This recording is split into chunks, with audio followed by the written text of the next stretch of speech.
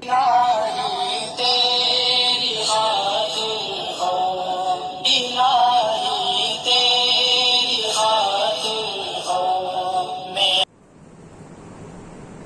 قسم کی تعریف، حمد و ثنا، کبریائی، بڑائی، بزرگی اس اللہ رب العالمین کے لیے لائق و زیبا ہے جو اکیلے اس کون کائنات کا خالق، مالک اور رازق ہے۔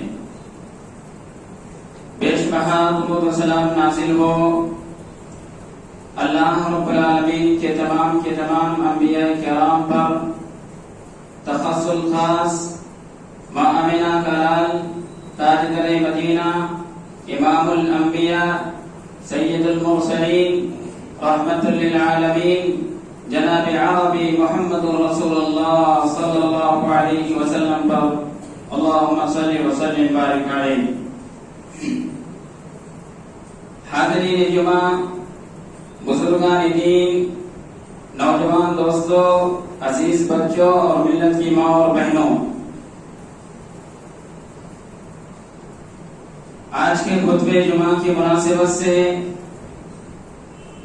جس عنوان کو لے کر آپ کے روبرو حاضر ہوا ہوں وہ ہے حیا، اور اسی مناسبت سے خطبہ مسنونہ کے بعد آپ کے روبرو میں نے مسلم شریف کی ایک روایت پڑھی ہے جس میں پیارے نبی صلی اللہ علیہ وسلم نے ارشاد فرمایا، الایمان بضع و سبعون شعبہ، کہ ایمان کے 70 شعبے ہیں، فافضلها قول لا الہ الا اللہ، اور ان میں سب سے افضل شعبہ لا الہ الا اللہ کہنا ہے، وادناها اماطۃ الاذى عن الطریق، اور اس میں سب سے ادنا شعبہ راستے سے تکلیف دہ چیزوں کو ہٹانا ہے، والحیاء شعبۃ من الایمان، اور ایمان کے ان 70 شعبوں میں سے ایک شعبہ حیا بھی ہے۔ میرے بھائیوں، حضرت عبداللہ بن عمر رضی اللہ تعالیٰ عنہما بیان کرتے ہیں کہ ایک مرتبہ پیارے نبی صلی اللہ علیہ وسلم کا گزر ایک انصاری صحابی کے پاس سے ہوا۔ یکایک آپ صلی اللہ علیہ وسلم دیکھتے ہیں کہ وہ انصاری صحابی اپنے بھائی کو ڈانٹ رہے ہیں، ان پر غصہ کر رہے ہیں اور کہہ رہے ہیں کہ بہت زیادہ تم شرماتے ہو، اور شرمانے کی وجہ سے یہ کام نہیں کرتے ہو، وہ کام نہیں کرتے ہو، یہ کام تمہارا صحیح نہیں ہوتا ہے، وہ کام تمہارا صحیح نہیں ہوتا ہے۔ پیارے نبی صلی اللہ علیہ وسلم نے ارشاد فرمایا، دعہ فإن الحیاء من الایمان، کہ اے انصاری صحابی تم اپنے بھائی کو ڈانٹنا بند کرو، چھوڑ دو اس کو، کیونکہ یہ حیا کی وجہ سے ہے اور حیا ایمان کی وجہ سے ہے۔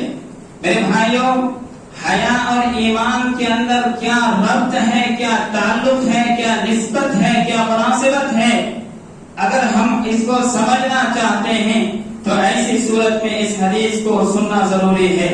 پیارے نبی صلی اللہ علیہ وسلم نے ارشاد فرمایا، الحیا والایمان قرنا جميعا فاذا رفع احدهما رفع الاخر، کہ حیا اور ایمان یہ دونوں اکٹھا جمع ہونے والی چیز ہے۔ فاذا رفع احدهما، اگر ان دونوں چیزوں میں سے کوئی ایک چیز چلا جائے، غائب ہو جائے، ختم ہو جائے، تو دوسری چیز بھی غائب ہو جائے گی، ختم ہو جائے گی، چلی جائے گی۔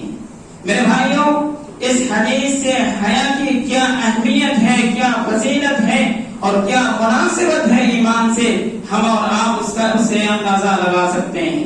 میرے بھائیوں، اگر ہمارے اندر حیا نہیں ہے تو ایسی صورت میں ایمان نہیں ہے، یا یوں کہہ لیجیے کہ اگر ہمارے اندر حیا نہیں ہے تو ایسی صورت میں بہت ہی کم درجے کا ایمان ہمارے اندر پایا جاتا ہے۔ تو آئیے اب یہ جاننے کی کوشش کریں کہ حیا کس کو کہتے ہیں اور اس کی کتنی شکلیں اور کتنی صورتیں اور کتنی قسمیں ہیں۔ حیا کہتے ہیں کہ کوئی ایسی چیز جو انسان کو گھٹیا اور بے حیائی پر مشتمل اقوال و افعال سے روکے۔ ایسی چیز کا نام حیا ہے جو انسان کو کبھی گھٹیا اور بے حیائی پر مشتمل اقوال و افعال سے روکے اور اچھے اقوال و اعمال پر ابھارے آئے۔ تو معلوم یہ ہوا کہ حیا اس چیز کا نام ہے جو انسان کو کبھی گھٹیا اور بے حیائی پر مشتمل اقوال و افعال سے روکے، برے کاموں سے روکے، برے کام سے روکے، اور اسی طرح بری باتوں سے روکے اور اچھی باتوں کا اور اچھے اعمال پر ابھارے۔ اس کو حیا کہتے ہیں۔ میرے بھائیوں، حیا کی کتنی قسمیں ہیں؟ یوں تو حیا کی دو قسمیں ہیں۔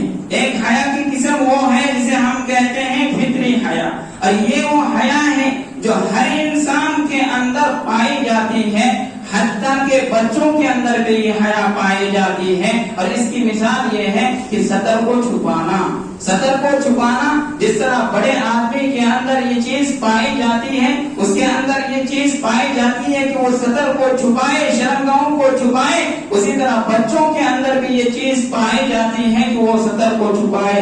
میرے بھائیوں، حضرت آدم علیہ السلام کو کون نہیں جانتا؟ حضرت آدم علیہ السلام ہم سب کے باپ ہیں، ہم سب کے باپ ہیں۔ عربی اصطلاح میں ابو البشر کہا جاتا ہے۔ انسانوں کے باپ حضرت آدم علیہ السلام ہیں۔ ان کے اندر بھی حیا جیسی صفت پائی جاتی تھی، حیا جیسی چیز پائی جاتی تھی، اور قرآن نے اس کا نقشہ یوں کھینچا ہے، فَلَمَّا ذَاقَا الشَّجَرَةَ بَدَتْ لَهُمَا سَوْآتُهُمَا وَطَفِقَا يَخْصِفَانِ عَلَيْهِمَا مِنْ وَرَقِ الْجَنَّةِ، کہ جب حضرت آدم علیہ السلام شیطان کے وسوسے کا شکار ہوئے اور انہوں نے اس درخت کا پھل چکھا جس کی وجہ سے ان کے شرمگاہ کھل گئے، وہ بے لباس ہو گئے، تو وَاتَّفِقَا يَخْصِفَانِ عَلَيْهِمَا مِنْ وَرَقِ الْجَنَّةِ، وہ جنت کے پتوں کے ذریعے سطر پوشی کرنا شروع کر دیے، وہ اپنے شرمگاہوں کو پتوں کے ذریعے ڈھکنا شروع کر دیے۔ فطرت میں اللہ رب العالمین نے ڈالی ہے، اور یہی وجہ ہے کہ جب ایک کنواری لڑکی کی شادی کی بات ہوتی ہے تو ایسی صورت میں اس کے ولی کو، اس کے سرپرست کو یہ حکم دیا گیا ہے، یہ کہا گیا ہے کہ کسی کنواری لڑکی کی شادی اس وقت تک نہ کرائے جب تک کہ وہ ان سے اجازت نہ لے لے۔ نبی کریم صلی اللہ علیہ وسلم نے ارشاد فرمایا، وَلَا تُنْكِحُ الْبِكْرُ حَتَّى تُسْتَأْذَنَ، کہ کسی کنواری لڑکی کی شادی اس وقت تک نہ کرو جب تک کہ تم اس سے اجازت نہ لے لو۔ صحابہ کرام نے جب یہ جملہ سنا تو انہوں نے حیرت کا اظہار کیا اور پہلے نبی صلی اللہ علیہ وسلم سے شکایت کی، عرض کیا، یا اللہ کے رسول صلی اللہ علیہ وسلم، کنواری لڑکیوں کا حال یہ ہے، وہ اجازت دینے والی کہاں ہے، وہ اجازت دینے کے لیے ہاں بولنے والی کہاں ہے؟ تو پہلے نبی صلی اللہ علیہ وسلم نے ارشاد فرمایا، اِنَّهَا سُمَاتُهَا، کہ اس کی اجازت اس کا خاموش رہنا ہے، اس کا خاموش رہنا اس کی اجازت ہے۔ اس حدیث سے یہ معلوم ہوا کہ کنواری لڑکی کے اندر بھی حیا جیسی عظیم صفت پائی جاتی ہے۔ اسی طرح دوسری قسم ایمانی حیا۔ ایمانی حیا کیا ہے؟ اس سے مراد یہ ہے کہ انسان اللہ رب العالمین سے ڈرتے ہوئے، اللہ رب العالمین سے خوف کھاتے ہوئے ہر حرام کام سے وہ اجتناب کرے، ہر کام سے وہ اپنے آپ کو بچائے، شرک سے اجتناب کرے، نفاق سے اجتناب کرے، اسی طرح دکھاوا اور ریاکاری سے اجتناب کرے، شراب پینے سے اجتناب کرے، گالی گلوچ سے اجتناب کرے، جھگڑا لڑائی سے اجتناب کرے، قتل و غارت گری سے اجتناب کرے، زناکاری اور بدکاری سے اجتناب کرے، جھوٹ بولنے، جھوٹی گواہی دینے اور اسی طرح جھوٹی قسم کھانے، جھوٹے وعدے کرنے سے اجتناب کرے، اسی طرح غیبت، چغلی، بہتان اور ایک دوسرے پر تہمت لگانے سے اجتناب کرے، کاروبار کے اندر فراڈ کرنے سے اجتناب کرے، رشوت دینے سے اجتناب کرے، رشوت دینے سے اجتناب کرے، سودی کاروبار کرنے سے اجتناب کرے۔ الغرض، ہر وہ کام جس کو شریعت کی نظر میں حرام کہا گیا ہے یا جس پر شریعت کا حرام ہونے کا مہر ہے، ایسی صورت میں اس کام سے اجتناب کرنا یہ کیا ہے؟ یہ حیا کی دلیل ہے۔ میرے بھائیوں، ایسے کاموں سے اجتناب کرنا، ایسے حرام چیزوں سے اجتناب کرنا، حرام کاروبار سے اجتناب کرنا ایک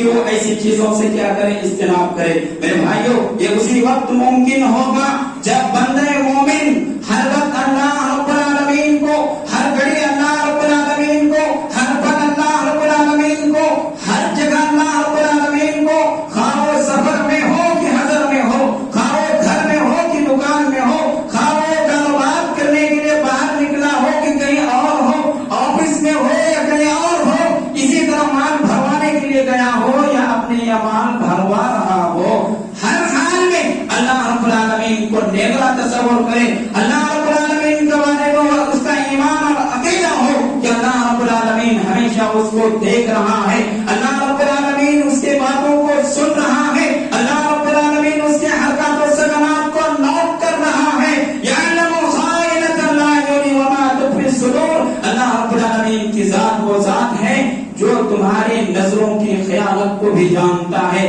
پر کنکھیوں کے ذریعے دیکھنا، تیزی نظر سے دیکھنا، اسی طرح ادھر ادھر کر کے دیکھنا، بالکنی میں کھڑے ہو کر غیروں کو جھانکنا، اسی طرح راستے چلتے ہوئے لڑکیوں کو دیکھنا، اس چیز کو بھی اللہ رب العالمین اپنے علم میں رکھے ہوئے ہیں، اللہ رب العالمین یہ بھی اپنے علم میں رکھے ہوئے ہیں۔ لہذا ضرورت اس بات کی ہے کہ ہم اللہ رب العالمین کو ہر وقت اپنے لیے نگراں تصور کریں۔ اللہ رب العالمین نے آگے فرمایا کہ تمہارے سینوں کے اندر جو چیزیں چھپی ہوئی ہے، پوشیدہ باتیں جو تمہارے سینوں کے اندر گھسی ہوئی ہیں، اس بات کو بھی، ان باتوں کو بھی اللہ رب العالمین جاننے والے ہیں۔ انہ علیم بذات الصدور ہے، اللہ رب العالمین کی ذات وہ ذات ہے جو سینوں کے بھیدوں کو بھی جانتا ہے۔ اسی طرح اللہ رب العالمین نے ارشاد فرمایا وَنَحْنُ أَقْرَبُ إِلَيْهِ مِنْ حَبْلِ الْوَرِيدِ، اللہ رب العالمین کی ذات وہ ذات ہے جو تمہارے شہرت سے بھی زیادہ قریب ہے، تمہارے شہرت سے بھی زیادہ قریب ہے، پل پل کی خبر رکھنے والا اللہ رب العالمین ہے، پل پل کی خبر رکھنے والا، پل پل کا حساب رکھنے والا، پل پل کا علم رکھنے والا، یہ اللہ رب العالمین کی ذات ہے۔ میرے بھائیوں، یہ اللہ رب العالمین کو نیگرا سمجھنے کی ضرورت ہے، اللہ رب العالمین سے ڈرنے کی ضرورت ہے، اور اللہ رب العالمین سے ڈرتے ہوئے حیا کرنے کی ضرورت ہے۔ میرے بھائیوں، میں آپ سے پوچھنا چاہتا ہوں کہ آپ میں سے کتنے ایسے لوگ ہیں جو یہ اس بات کے لیے کوشش کریں گے کہ وہ 10 لوگوں کے سامنے کیا کرے، گالی دے، یا 10 لوگوں کے سامنے کیا کرے، وہ غلط کام کرے۔ بہت سارے لوگ اس بات سے اجتناب کریں گے،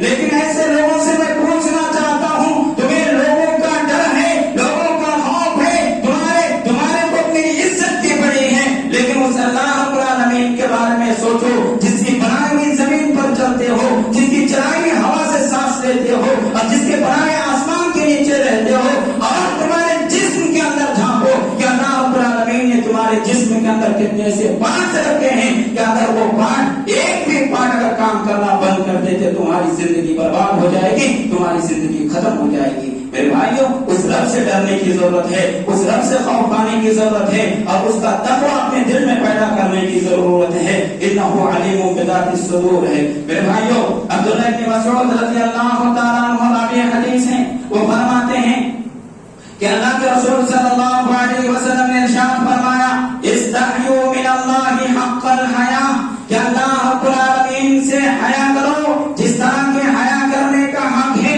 تو عبداللہ بن مسعود رضی اللہ تعالیٰ عنہ فرماتے ہیں کہ ہم نے اللہ کے رسول صلی اللہ علیہ وسلم سے پوچھا اور کہا اللہ کے رسول صلی اللہ علیہ وسلم الحمدللہ، اللہ کا شکر ہے ہم تو حیا کرتے ہیں، ہم حیا کرنے والے لوگ ہیں۔ تو پیارے نبی صلی اللہ علیہ وسلم نے ارشاد فرمایا کہ حیا سے مراد میں جو بتانا چاہتا ہوں وہ تم لوگ نہیں سمجھ سکے، تم لوگ وہ نہیں سمجھ سکے حیا کیا چیز ہے۔ پیارے نبی صلی اللہ علیہ وسلم نے ارشاد فرمایا کہ تم اپنے سر کی حفاظت کرو، تم اپنے کانوں کی حفاظت کرو، تم اپنے آنکھوں کی حفاظت کرو، تم اپنے زبان کی حفاظت کرو، اور تم اپنے پیٹ کی حفاظت کرو، اور یہ پیٹ جو کچھ جمع کرنے والا ہے اس چیز کی حفاظت کرو، یعنی حلال لقمے کی کوشش کرو، حرام چیز کو اپنے پیٹ میں ڈالنے کی کوشش مت کرنا۔ اسی طرح پیارے نبی صلی اللہ علیہ وسلم نے ارشاد فرمایا دل کی حفاظت کرو، شرمگاہوں کی حفاظت کرو، اور موت کو کثرت سے یاد کرو،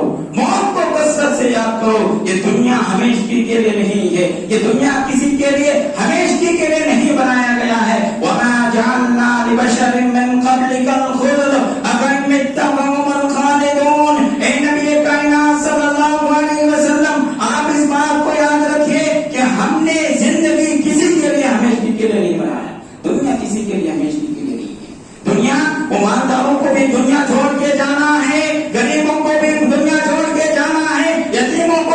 دنیا چھوڑ کے جانا ہے، اور جو لوگ حکومت کرتے ہیں، سرپرستی کرتے ہیں، ایسے لوگوں کو بھی دنیا چھوڑ کے جانا ہے. دنیا کسی کے لیے نہیں ہے، دنیا ہمیشہ کی جگہ نہیں ہے. والآخرۃ خیر وابقیٰ، ہمیشہ کی زندگی وہ آخرت کی زندگی ہے، اس کی فکر کرنی چاہیے. اسی طرح پہلے نبی صلی اللہ علیہ وسلم نے ارشاد فرمایا قبر کو یاد کرو. وہ قبر کون سی چیز ہے جس کے اندر نہ لائٹ ہوگی، نہ پنکھے ہوں گے، نہ وہ کوئی کشادہ جگہ ہے، نہ وہ کوئی روشنی ہوگی، نہ اجالا ہوگا، بلکہ تاریخی ہوگی. میرے بھائیوں، قبر کی اس پہلی رات کو یاد کیجیے، قبر کی اس پہلی رات کو یاد کیجیے جب سب لوگ آپ کو چھوڑ کر چلے آئیں گے. آپ کی دولت کام نہیں آئے گی، آپ کی اولاد کام نہیں آئے گی، آپ کے بچے کام نہیں آئیں گے، آپ کے دوست احباب کام نہیں آئیں گے، آپ کے رشتے دار کام نہیں آئیں گے، کوئی کام نہیں آنے والے ہیں. اور ایسی صورت میں جب قبر میں میت کو رکھا جاتا ہے اور دفنا کر لوگ وہاں سے واپس ہوتے ہیں تو ایسی صورت میں اس کو پیروں کی آہٹ سنائی جاتی ہیں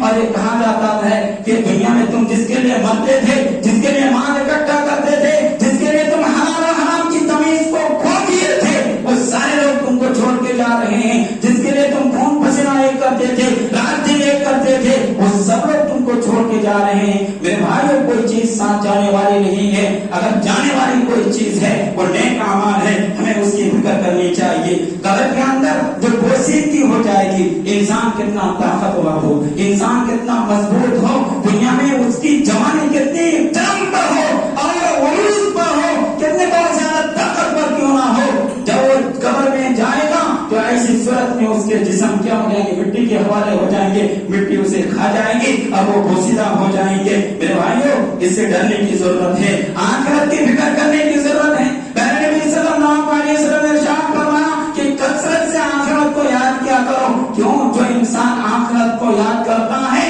ایسی صورت میں دنیا کی زینت کو چھوڑ دیتا ہے، دنیا کی رنگینوں کو چھوڑ دیتا ہے، دنیا کے یہ چمک دمک کو چھوڑ دیتا ہے، ساری چیزوں کو بالائے تاج رکھ کر آخرت کی فکر کرتا ہے. ومن اراد الاخرہ ترک زینت الدنیا، کہ جو شخص آخرت کی فکر کرتا ہے ایسی صورت میں دنیا کی زینت کو چھوڑ دیتا ہے. لہذا ضرورت اس بات کی ہے کہ ہم اللہ رب العالمین سے ڈرتے ہوئے، اللہ رب العالمین کا خوف کرتے ہوئے، اللہ رب العالمین کی خشیت اپنے دل میں پیدا کرتے ہوئے اللہ رب العالمین سے حیا کریں، اللہ رب العالمین سے حیا کریں. آپ جب کوئی غلط کام کرنے جاتے ہیں تو ایسی صورت میں دائیں بائیں جھانکتے ہیں، کوئی دیکھ تو نہیں رہا ہے، کوئی دیکھ تو نہیں رہا ہے. دنیاوی کیمروں کا تمہیں ڈر ہے، لوگوں کا تمہیں ڈر ہے، اللہ رب العالمین کے جانب سے جو کیمرہ لگا ہوا ہے اس کا تمہیں ڈر نہیں، اس کا تمہیں خوف نہیں ہے.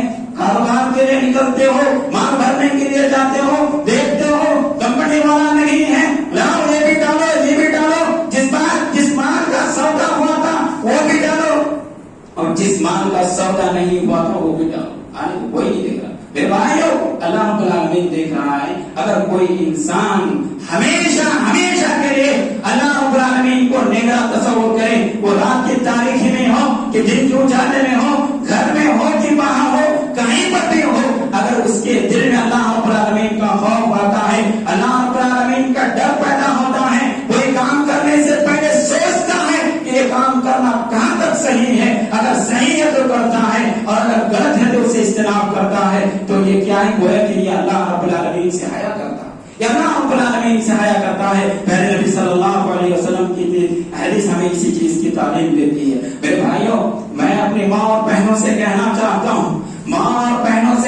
چاہتا ہوں، کہ تم بے پردگی کی فکر نہیں کرتی ہو، بازار میں جانا اپنا فیشن سمجھتی ہو، مردوں کے شانہ بشانہ چلنا تم اپنا حق سمجھتی ہو. یاد رکھو کہ اللہ رب العالمین کے یہاں جب تمہاری گرفت ہوگی تو ایسی صورت میں بچ نہیں پاؤ گے. پہلے نبی صلی اللہ علیہ وسلم نے ارشاد فرمایا کہ جب مجھے معراج کرایا گیا تو اس وقت مجھے جہنم بھی دکھایا گیا، تو میں کیا دیکھتا ہوں؟ جہنم میں عورتوں کی کثرت زیادہ ہے. میرے بھائیوں، غور کیجیے کہ وہ عورت جس کو نہ روزی روٹی کمانے کی ذمہ داری دی گئی ہے، نہ کاروبار کرنے کی ذمہ داری دی گئی ہے، صرف گھر کو سنبھالنا ہے، اور اسی میں وہ زیادہ تر کیا ہے؟ جہنمی ہے. تو اس کو سمجھنے کی ضرورت ہے. میرے ماں بہنوں کو اس کو حساسیت سے لینے کی ضرورت ہے. اور ایسے لوگوں سے، ایسے ماں اور بہنوں سے، اور خصوصاً نوجوان بہنوں سے کہنا چاہتا ہوں کہ حیا کرو، اور اس طرح حیا کرو جس طرح شعیب علیہ السلام کی بیٹی بیٹیوں نے حیا کی. قرآن نے اس کا نقشہ کھینچا ہے. وَلَمَّا وَرَدَ مَاءَ مَدْيَنَ وَجَدَ عَلَيْهِ أُمَّةً مِّنَ النَّاسِ يَسْقُونَ وَوَجَدَ مِن دُونِهِمْ امْرَأَتَيْنِ تَذُودَانِ قَالَ مَا خَطْبُكُمَا قَالَتَا لَا نَسْقِي حَتَّى يُصْدِرَ الرِّعَاءُ وَأَبُونَا شَيْخٌ كَبِيرٌ. جب موسیٰ علیہ السلام فرعون کے دربار سے وہاں سے نکلے اور مدین کی یہاں پہنچے, وہاں دیکھا کہ ایک کنویں کے پاس کچھ چروائے ہیں جو اپنے جانوروں کو پانی پلا رہے ہیں. کچھ چروائے ہیں جو اپنے جانوروں کو پانی پلا رہے ہیں. اسی کے کچھ فاصلے پر دو نوجوان لڑکیاں کھڑی ہیں. حضرت موسیٰ علیہ السلام نے ان سے پوچھا, ماں خطبکما, تمہارا کیا معاملہ ہے, تمہارا کیا معاملہ ہے, تم لوگ یہاں کیوں کھڑی ہو؟ تو ان دونوں نے کیا جواب دیا؟ لا نسقي حتى يصدر الرعاء وابونا شيخ كبير. دو باتیں کہی ہیں کہ ہمارے والد صاحب بہت زیادہ کمزور ہو گئے ہیں, بال سفید ہو گئے ہیں, ہڈیاں کمزور ہو گئی ہیں, ہمارے ابو جانوروں کو پانی پلانے کے لیے نہیں آ سکتے, اس لیے ہم لوگ آئے ہیں. اور دوسری بات کہی ہے کہ یہ ہم دور اس لیے کھڑے ہیں کہ ہم انتظار کر رہے ہیں کہ یہ چرواہے اپنے جانوروں کو پانی پلا کر چلا جائے, تب ہم لوگ جا کے پلائیں. میرے بھائی قربان جائیے حضرت شعیب علیہ السلام کی ان بیٹیوں پر, جنہوں نے کیا کیا کہ اس چرواہوں کے ساتھ خلق ملک کا شکار نہیں, خلق ملک کے شکار نہیں ہوئے, اور انہوں نے اس بات کی کوشش نہیں کی کہ چلو ہماری باری آئے کہ ہم وہیں پہ ان لوگ کے ساتھ پانی پلائیں گے اور اس کے بعد ہم بھی جلدی گھر جائیں گے, اتنی گرمی ہے, اتنی دھوپ ہے, ہم اتنی دیر یہاں کیوں ٹھہرے, ہم بھی جلدی پانی پلا کے جائیں گے. نہیں, ان لوگوں نے کوئی کوشش نہیں کی. حضرت موسیٰ علیہ السلام کے بارے میں جانیے, قرآن کہتا ہے فَسَقَىٰ لَهُمَا, کہ موسیٰ علیہ السلام نے ان دونوں کے جانوروں کو پانی پلایا.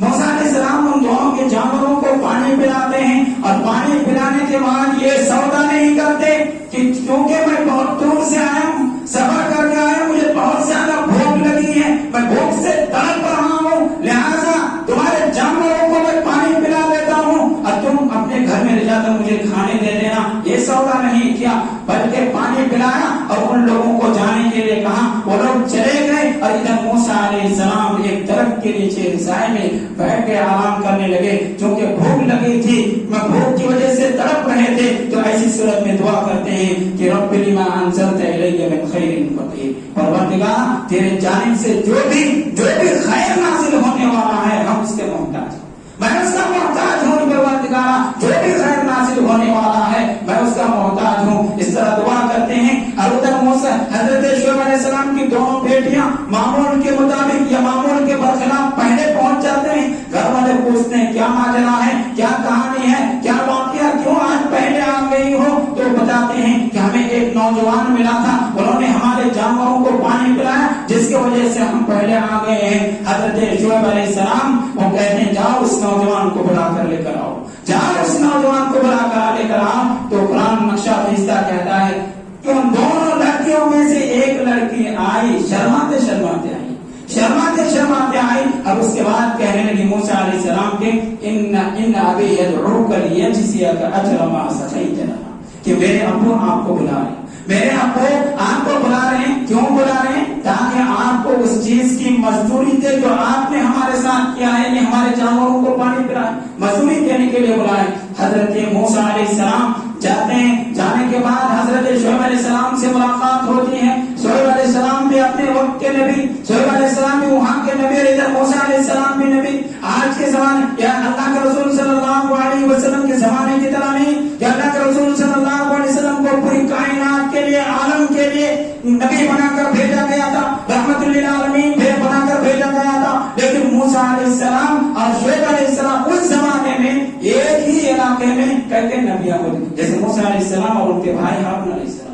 موسیٰ علیہ السلام یہاں پہ نبی ہیں تو تھوڑے دور کے فاصلے پر شعیب علیہ السلام نبی ہیں. اسی طرح ابراہیم علیہ السلام کے بارے میں آتا, لوط علیہ السلام کے بارے میں آتا.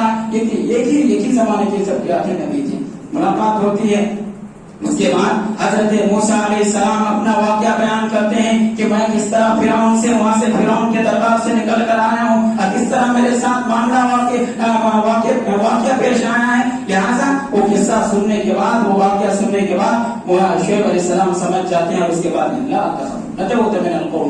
ڈرنے کی ضرورت نہیں ہے, گھبرانے کی ضرورت نہیں ہے, تم ظالم قوم سے کیا نجات دیے گئے ہو, نجات دے دیے گئے ہوں، اس کے بعد شعیب علیہ السلام ایک معاہدے کے مطابق اپنے ان دونوں بچیوں میں سے ایک بچی سے حضرت موسیٰ علیہ السلام کی شادی کر دیتے ہیں۔ میرے بھائیو، اس واقعے کے اندر کیا ہے؟ اس واقعے کے اندر کیا ہے کہ شعیب علیہ السلام کی بیٹیوں کو دیکھو کہ کس طرح وہ لوگ مجبوری میں اگر گھر سے باہر نکلتی بھی ہیں تو کس طرح وہ حیا کا خیال رکھتی ہے، لیکن ہماری ماں اور بہنوں کا اور خصوصاً نوجوان بہنوں کے حیا کا جنازہ اٹھ چکا ہے، چاہے وہ ATM میں لائن لگانا ہو یا اسی طرح اسٹیشنوں میں لائن لگانا ہو یا بس میں سفر کرنا ہو، مردوں کے شانہ بشانہ چلنا، مردوں کے ساتھ رہنا، مردوں کے ساتھ اختلاط کرنا، ان سے گھل مل کر اپنا کام کرنا، یہ اپنا حق سمجھتی ہے۔ حالانکہ اسلام نے ان کو گھر میں رہنے کے لیے کہا تھا اور کہا تھا وَلَا تَبَرَّجْنَ تَبَرُّجَ الْجَاهِلِيَّةِ الْأُولَىٰ کہ زمانہ جاہلیت میں جس طرح عورتیں بڑھنا سنگار کیا کرتی، زینت اختیار کرتی تھی، اس طرح اپنا سنگار اختیار مت کرنا۔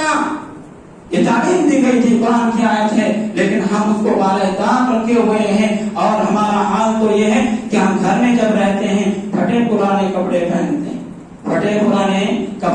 ہیں، جو کپڑا چلنے لائق نہیں ہے اس کو بھی چلانے کی کوشش کرتے ہیں، اور جب گھر سے باہر نکلتے ہیں تو پھر وہ نئے کپڑے، وہ زیورات، وہ چوڑیاں، وہ خوشبو، وہ ساری چیزیں ہم کیا کرتے ہیں، سارے استعمال کرتے ہیں، جاتے ہیں دوسروں کو۔ حالانکہ حدیث میں کیا ہے کہ ایک عورت کو چاہیے کہ وہ اپنے شوہر کے لیے زینت اختیار کرے، غیروں کے لیے نہیں۔ اور یاد رکھے اگر کوئی عورت خوشبو لگا کر باہر نکلتی ہے اور اس کے خوشبو غیر محرم تک پہنچتی ہے تو ایسی صورت میں یاد رکھنا چاہیے کہ ایسی عورت جنت میں داخل نہیں ہو سکتی ہے۔ ضرورت اس بات کی ہے کہ ہم حیا سے کام لیں، اللہ رب العالمین کا ڈر اپنے دل میں پیدا کرے، اللہ رب العالمین کا خوف اپنے دل میں پیدا کرے۔ دعا رب العالمین ہم تمام لوگوں کو اس کی توفیق عطا فرمائے، آمین۔ وآخر دعوانا الحمد للہ رب العالمین، والسلام علیکم ورحمۃ اللہ وبرکاتہ۔